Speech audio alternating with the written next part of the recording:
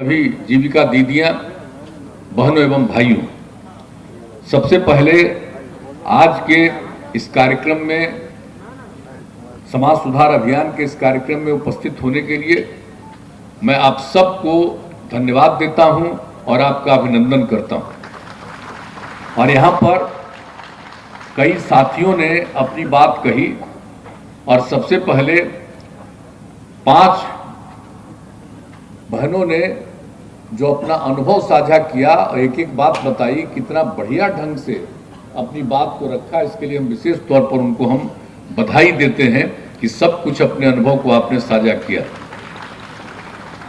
और हमारे अधिकारियों ने बात की, हमारे माननीय मंत्रीगण ने अपनी बात कही है, और जो मकसद है आप सबको पता है। और जो हम लोगों ने समाज सुधार अभियान चलाया है तो आप सबको मालूम है कि आखिरकार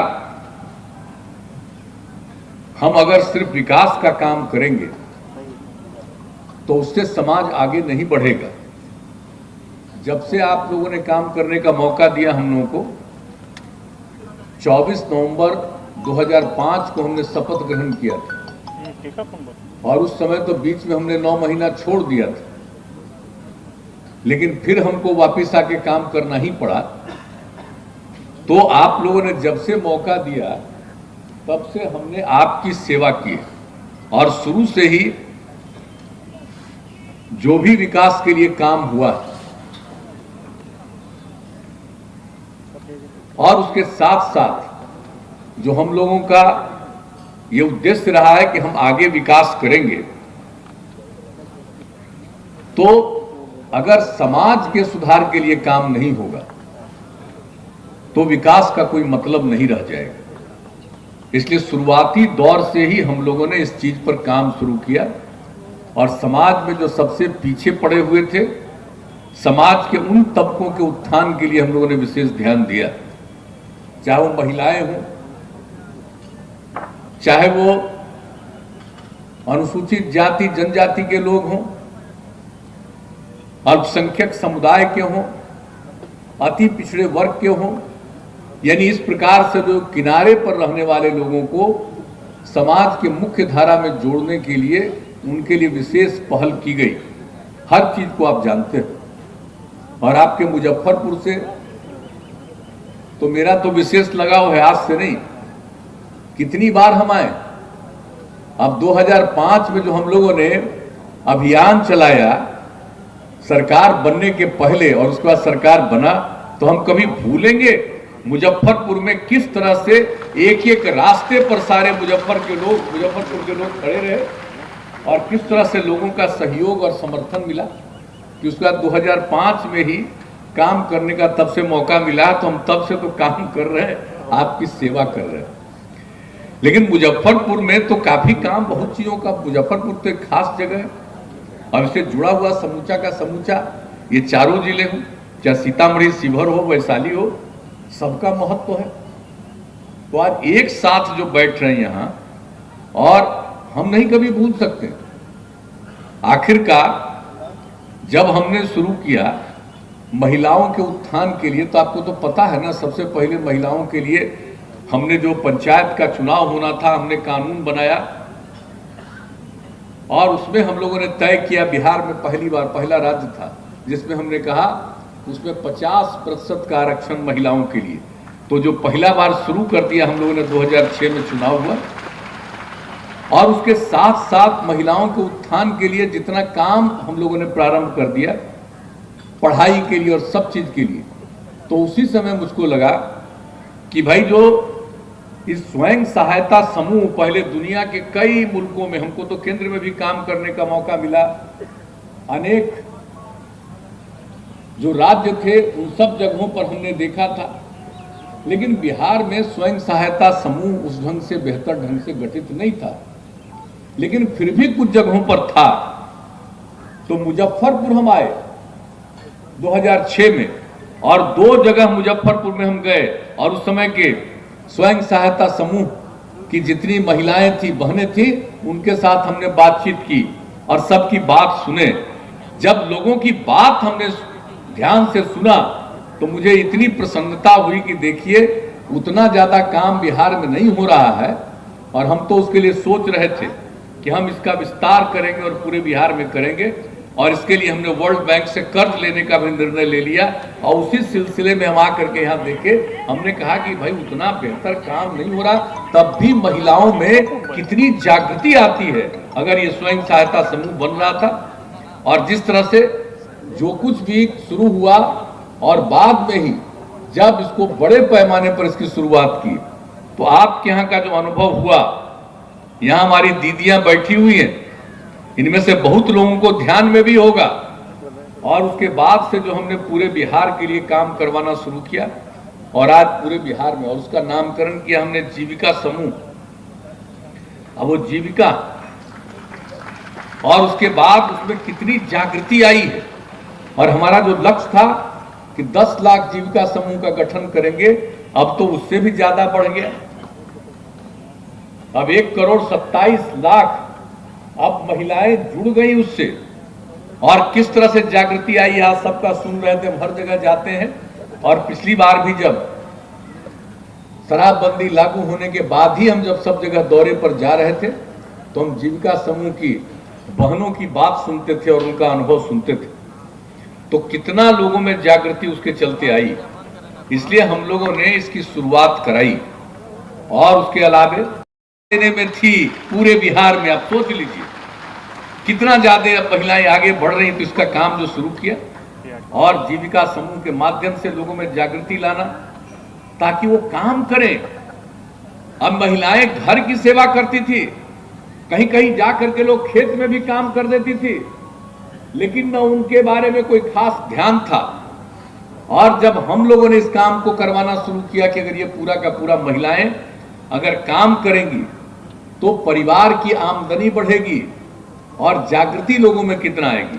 अब उसके बाद आज आप देख रहे हैं ना, अब महिलाओं की क्या स्थिति हुई।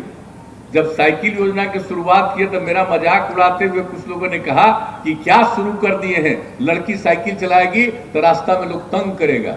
हमने हंसते हुए जवाब दिया कि एक आदमी को हिम्मत नहीं है कि लड़की साइकिल चलाएगी तो उसको तंग करेगा, और कहीं कोई घटना नहीं। और उसके बाद लड़कों ने भी 2-3 साल के बाद मांगना हमसे शुरू किया, हमको भी साइकिल दीजिए। हमने लड़कों के लिए भी साइकिल देना शुरू कर दिया और आज आप समझ लीजिए तो हर क्षेत्र में काम, ये सब काम तो कर रहे थे। सरकारी सेवाओं में भी हम लोगों ने आरक्षण दिया। पुलिस में सबसे पहले तो हम लोगों ने पुलिस वाला शुरू किया और आपको मालूम है कि पुलिस बल में जितनी महिलाएं अब बिहार में है उतना प्रतिशत देश के किसी भी राज्य में नहीं है। पुलिस में उतनी महिलाएं, अब आप सोच सकते हैं अब महिलाएं जो बिहार में बढ़ रही है और पुलिस में भी उनकी संख्या कितनी बढ़ रही है। सरकारी सेवाओं में तो बढ़ रही है, पढ़ाई में तो बढ़ रही है। और जो जीविका समूह बनाया तो लोग किस तरह से अपने घर की आमदनी को बढ़ा रहे हैं और कितनी जागृति आ रही। तो ये सब काम चलाया गया और बाद में 15 में, और पहले तो हम शराब के खिलाफ आदमी थे, लेकिन कर्पूरी ठाकुर जी लागू किए, मुख्यमंत्री थे, 2-2.5 साल तक वो रहे, उसके बाद उनको हटना पड़ा। अब बाद में लोग शराबबंदियों बंद कर दिया तो हम लोगों को लगता था कि भाई शराबबंदी लागू करेंगे फिर न कहीं कोई गड़बड़ सड़बड़ करे। मन तो कर रहा था और 11 से अभियान चला रहे थे, लेकिन लग रहा था कि जरा इसको और जागृति लाएं, पूरा करें। ये सब काम करते रहे। और एक बार जब 2015 में आप ही का मीटिंग था दिल्ली में, वह दिल्ली पटना में, और पटना में जब हम बोल रहे थे आप लोगों के बीच में, महिलाओं के बीच में, आजीविका समूह की लोग थी, तो जब हम अपनी बात बोल करके बैठ रहे थे तभी नीचे से आवाज उठाना शुरू कर दी। श्री कृष्ण मेमोरियल हॉल पटना में और सब आवाज उठाने लगी शराबबंदी का। हम तो बैठ रहे थे तो हमको लगा कि बोल रही है शराबबंदी, तो अन्य जो नेता लोग बैठे हुए थे हमारे साथ, मंत्री लोग, हमने पूछा कि क्या बोल रहे थे, कहा शराबबंदी बोल रही। वापिस आकर के हमने ऐलान कर दिया कि भाई अगली बार अगर सरकार बनी तो निश्चित रूप से हम लोग इसको लागू करेंगे। अब वो जुलाई महीने की बात है, 9 जुलाई महीने की बात थी, और उसके 3-4 महीने के अंदर चुनाव होना था नया। और जब अगली बार फिर 15 में लोगों ने वोट दे करके बना दिया, तो जैसे ही सरकार बनी तो जो 26 तारीख को हम लोगों ने शुरू किया था, इसके लिए अभियान चलाना शुरू किया था 11 से ही, तो उसी समय से ये शुरू हुआ। और लोगों की जो मांग थी तो ही 2016 में ही हम लोगों ने, 2015 में ही हम लोगों ने इसकी शुरुआत करा दी नवंबर महीने से, और पूरी जागृति आई। और उसके बाद 1 तारीख से 1 अप्रैल से हम लोगों ने इसको लागू किया। लेकिन उस समय जो लागू किए थे कि सब जगह देसी शराब और देहाती इलाके में विदेशी शराब भी बंद, और बड़े शहरों में जो नगर निगम और नगर परिषद था, इन 2 जगहों पर हम लोगों ने विदेशी शराब को जारी रखने का निर्णय लिया था। हम लोगों को लगा कि गांव में इतना अभियान चलाए हैं, शहर में अभियान नहीं चलाए हैं, तो अभी कुछ कहना उचित नहीं है, बाद में देखेंगे। लेकिन जब 1 तारीख से जब लागू हुआ, शहरी इलाके में जब इजाजत दे दी गई थी, लोग अपना दुकान खोलने के लिए निकले, तो सब जगह महिलाओं ने, युवक और युवतियों ने, और कई जगहों पर पुरुषों ने इतना विरोध करना शुरू किया शहरों में 1 तारीख से ही, कि कोई दुकान नहीं खोल पा रहा था। मुझको ये जान करके तो बड़ा भीतर से खुशी हो रही थी। 1 तारीख को, 2 तारीख को, 3 तारीख को, 4 तारीख को, 4 दिन कोई कहीं खोल नहीं पाया पूरे बिहार में। और 4 तारीख के शाम में ही हम लोगों ने तय कर दिया कि साहब, शहरी इलाके में भी जहां पर हम लोगों ने इजाजत दिया था विदेशी शराब का, वहां भी बंद करेंगे। और 5 तारीख को ही, यानी 1 से लागू किया, और उसके 4 दिन के बाद 5 तारीख को फिर हम लोगों ने यही कैबिनेट से निर्णय लेकर के ऐलान कर दिया, और शहरी इलाके में भी शराब बंदी। तो ये तो आपकी जागृति का परिणाम। और उसका पूरा का पूरा अभियान चलाए। और जब अप्रैल और मई में जो हम लोग घूमे, और उस सिलसिले में भी जितने 9 जगहों पर हम लोगों ने किया इसका, और कितना बढ़िया से उस समय भी लोगों ने बात किया। और जो हमको याद है, मुजफ्फरपुर में भी कितना बढ़िया सब लोगों ने अपनी बात कही थी। और उसी में एक जगह जब हम घूम रहे थे, तो वहां पर एक महिला ने अपनी कहानी बताई कि साहब, मेरे पति शराब पीते थे, शाम में घर लौट करके आते थे, हंगामा करते थे, मारते पीटते थे, देखने में बुरे लगते थे। और जब शराबबंदी लागू हुआ, तब वो शाम में घर लौट करके आते हैं, अब बाजार से सब्जी खरीद करके घर के लिए लाते हैं, अब देखते हैं, मुस्कुराते हैं, और अब देखने में अच्छे लगते हैं। ये कितनी बड़ी बात थी। जो घर में हंगामा करता था, दारू पी करके आता था, और जब शराबबंदी लागू हुई तो कितना बड़ा परिवर्तन हुआ। तो आप समझ सकते हैं। तो हम लोग तो पूरे बिहार में ये काम कर ही रहे हैं, लेकिन बीच बीच में तो गड़बड़ करने वाला आदमी होता ही न है। आप चाहे जितना भी काम करिए, तो ये जो आदमी जन्म लेता है धरती पर, ये सब का सब सही रास्ते पर चल ही नहीं सकता है, कुछ न कुछ गड़बड़ करने वाला होता ही है। इसलिए निरंतर अभियान चलाने की जरूरत है कि कोई गड़बड़ करने वाले को मौका नहीं मिले, और लोगों में कोई इधर उधर करना चाहे तो कुछ नहीं कर सके। तो इसके लिए फिर जो बीच बीच में कहीं कहीं कोई घटनाएं घटती रही, बापू ने देश को आजाद करवाया, और वो बापू कहते रहे, शराब के कितना खिलाफ थे। और वो जब आजादी की लड़ाई लड़ रहे थे, और उस समय भी वो लोगों को कहते थे, और लोगों के बीच में कहते थे, बापू क्या कहते थे, शराब आदमियों से न सिर्फ उसका पैसा छीन लेता है, बल्कि उसकी बुद्धि भी हर लेती है। आप जरा सोचिए, कितनी बड़ी बात। आप जो दारू पीते हैं, आपका पैसा खाली बर्बाद नहीं होता है, आपका जो दिमाग, आपका जो बुद्धि है, उसको भी वो हर लेता है। शराब इतना बुरा चीज है, ये बापू ने कहा। और उन्होंने क्या कहा, शराब पीने वाला इंसान, अगर कोई इंसान भला आदमी है, और दारू पिएगा तो हैवान हो जाएगा। शराब पीने वाला इंसान हैवान हो जाता है, ये बापू ने कहा। और बापू ने तो कहा कि हमको 1 घंटा के लिए भी हम अगर बन गए तानाशाह तो हम निश्चित रूप से सब दुकान को बंद कर देंगे। ये तो कहा करते थे, वो गलत था। लेकिन जो सबसे बड़ी चीज है कि शराब कितनी बुरी चीज है, न सिर्फ उसका पैसा छीनता है बल्कि उसकी बुद्धि हर लेता है और शराब पीने वाला इंसान हैवान हो जाता है। तो ये बात भी इसके साथ साथ समझ लीजिए, गांधी जी ने हमेशा शराब का विरोध किया। ये साथ साथ मिला करके हर घर तक पहुंचाना है। लेकिन लोग जान लीजिए कि बापू का क्या विचार, जो हमारे राष्ट्रपिता हैं, जो हम सब लोगों के पिता हैं, पूरे देश के पिता हैं, उनकी भावना ये है। और देश के बाहर दुनिया भर का रिपोर्ट है वर्ल्ड हेल्थ ऑर्गेनाइजेशन का, वो कहता है दारू कितनी बुरी चीज है। तो ये लोगों के बीच में अभियान चलाते हुए लोग बाया दाया करने वाला है, उसको समझाइए।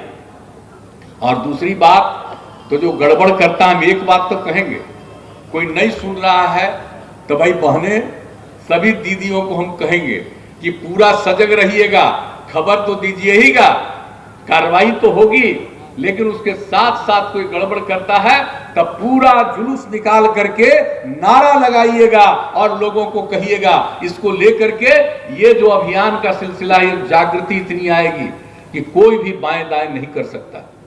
इसलिए हम आप सब लोगों से यही अपील करें। और साथ साथ जो हम लोगों का अभियान है नशा मुक्ति के साथ साथ जो बाल विवाह और दहेज प्रथा के खिलाफ, तो इसके लिए इसी प्रकार से निरंतर अभियान चलाते रहना है, लोगों को प्रेरित करना है, जागरूक करना है। और ये सब काम होगा तो निश्चित रूप से समाज आगे बढ़ेगा और जो विकास का काम होता है सही मायने में वो सही तरह से लोगों को लाभ पहुंचाएगा और लोग एकजुट होकर के रहेंगे। तो हम आप सब लोगों से ही आग्रह करेंगे, देखिए इस काम के लिए निरंतर चलते रहिए, लेकिन साथ साथ हम एक बात और कहेंगे कि भाई आपस में सब लोगों के बीच में प्रेम का और भाईचारे का भाव रहना चाहिए। आपस में मिलकर के हम लोगों को चलना है, एक दूसरे के खिलाफ हम लोगों को कुछ नहीं करना है। हम तो अभियान चलाएंगे और प्रेम और भाईचारे के साथ हम सब एक दूसरे का साथ लें, और गड़बड़ करने वाला है उसको तो पकड़वा भी दीजिए, प्रेरित भी करिए कि सही रास्ते में जाए। अगर गड़बड़ करता है तो उसको तो अंदर जाना चाहिए। तो ये सब चीज सब लोग मिलकर के कहिएगा तो निश्चित रूप से समाज आगे बढ़ेगा और समाज आगे बढ़ेगा। और जितना काम किया जा रहा, आज तो हम कितनी बात आपको इन सब चीजों के बारे में कहे, आप सब लोगों को तो पता ही है, सबके लिए काम करते हैं। आप लोगों ने हम लोगों को काम करने का मौका दिया, तो इतने दिनों से हम आपकी सेवा कर रहे हैं। और आप जान लीजिए आपकी सेवा करना ही हमारा धर्म है, हम तो आपकी सेवा करते हैं। तो मिलजुल करके आपस में एक दूसरे के साथ प्रेम और भाईचारे के साथ माहौल बना करके रखिए और आगे बढ़िए। तो हमारी जो बहनें बैठी हैं, सब लोगों से हम उम्मीद करें ना कि अब जो कोई भी गड़बड़ करेगा, इधर उधर कोई करेगा, एकदम निश्चित रूप से उसके खिलाफ पूरा तेजी से अभियान चलाइएगा और तब जाकर के लोग समझेगा। और एक बात तो हम और कह देते हैं, जो हमने कहा कि कोई लेता है, अगर आपको तो शराब, जो हम लोगों ने कहा बाल विवाह को देख करके भी जो हम लोगों ने किया, अनेक जगहों पर जितना भी काम किया गया, ये सब कुछ किया गया, तो सभी जगह पर पूरी के पूरे तौर पर कड़ी नजर रखी जा रही थी। लेकिन फिर भी जहां कहीं भी इतना किया, 9 बार इस बीच में हमने अधिकारियों के साथ मीटिंग भी की, सब लोग लगे हुए रहे, लेकिन फिर भी कुछ न कुछ जगह पर गड़बड़ी तो होती थी। तो हमने कहा कि भाई ये समाज सुधार अभियान हम लोगों को जारी रखना। और जैसे हम लोगों ने शराबबंदी लागू करके अभियान चलाया, और उसके बाद हम लोगों ने क्या शुरू किया, बाल विवाह और दहेज प्रथा के खिलाफ भी अभियान चलाया, और कितने बड़े पैमाने पर 17 में काम किया। आपको मालूम है कि हम लोगों ने 17 में जिस तरह से अभियान चलाया, और जैसे 17 में हुआ था जब शराबबंदी लागू किया गया, तो शराबबंदी को लेकर के जो कितना बड़ा अभियान चला था, और उसी तरह से उसके लिए भी अभियान चलाया हम लोगों ने। तो ये सब चीज चलाया गया और उसके लिए प्रयास किया गया। तो आज भी जब महिलाएं बोल रही थी तो शराबबंदी के बारे में भी बोली, और उसके अलावे दहेज प्रथा और बाल विवाह के खिलाफ भी कितना अच्छी अच्छी बातें कही। तो जरूरत इस बात का हम लोगों ने महसूस किया कि भाई कुछ ना कुछ तो गड़बड़ करने वाला रहेगा, हमेशा इधर से उधर बायां कुछ करने की कोशिश करेगा। इसके लिए हम लोगों को निरंतर अभियान चलाना है ताकि लोगों के बीच में, इसलिए आज आप शामिल हुए हैं।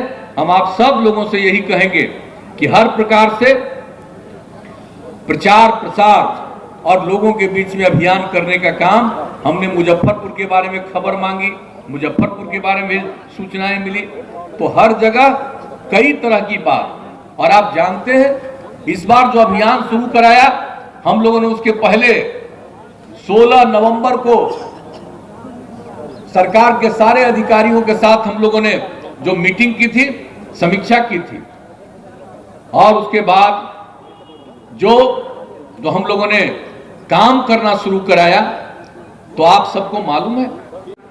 तो इस बात को याद रखिएगा, हमने तो पहले कहा था, इस बार तो कोरोना वाला दौर में फिर कुछ कुछ शुरू हुआ था, तो हम तो जो बुला रहा था चले जा रहे थे। लेकिन अगला बार से भी हमने तय कर दिया कि अगर लिख करके नहीं देगा कि हम दहेज नहीं लिए हैं इस शादी में, तभी हम उसके यहाँ जाएंगे, नहीं तो हम नहीं जाएंगे। और आप लोगों से भी हम ये कहेंगे कि ये अगर आप करना शुरू करिएगा तो निश्चित रूप से दहेज प्रथा से मुक्ति मिलेगी। कानून तो बना हुआ है, दहेज तो बुरी चीज है, गैर कानूनी है, अपराध है, बाल विवाह करना भी अपराध है, इस सब के लिए कानून बना है।